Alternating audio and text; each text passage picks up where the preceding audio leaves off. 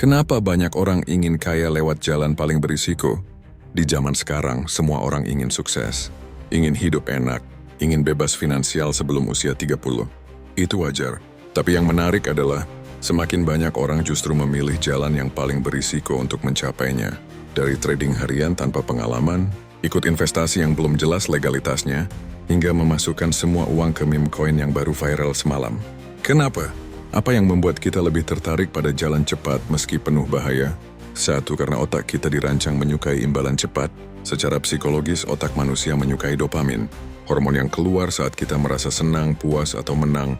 Dan imbalan cepat seperti cuan 3 kali lipat dalam semalam memicu lonjakan dopamin yang besar. Bandingkan dengan investasi jangka panjang yang tidak langsung memberi hasil.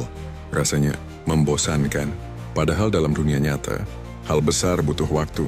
Tapi otak kita berkata, kalau bisa cepat kenapa harus lama?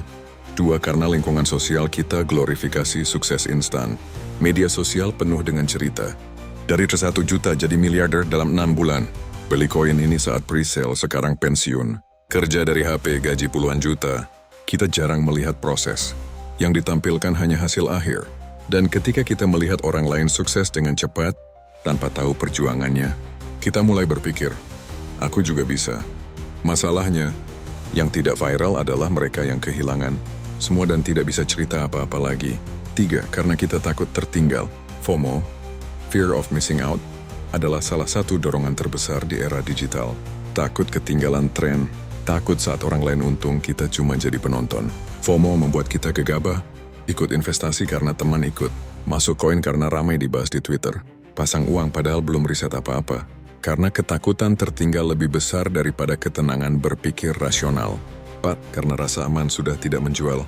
Dulu kerja tetap dengan gaji bulanan dianggap aman dan cukup. Sekarang, banyak orang merasa itu tidak cukup. Inflasi naik, harga kebutuhan naik, dan gaya hidup juga naik. Akhirnya muncul pola pikir, kalau mau aman harus berani ambil risiko besar. Padahal tidak semua risiko dihitung. Banyak orang hanya berani tanpa mengerti. Bukan calculated risk tapi sekadar nekat. Penutup, kaya itu tidak salah tapi jalan menujunya yang harus dipikirkan.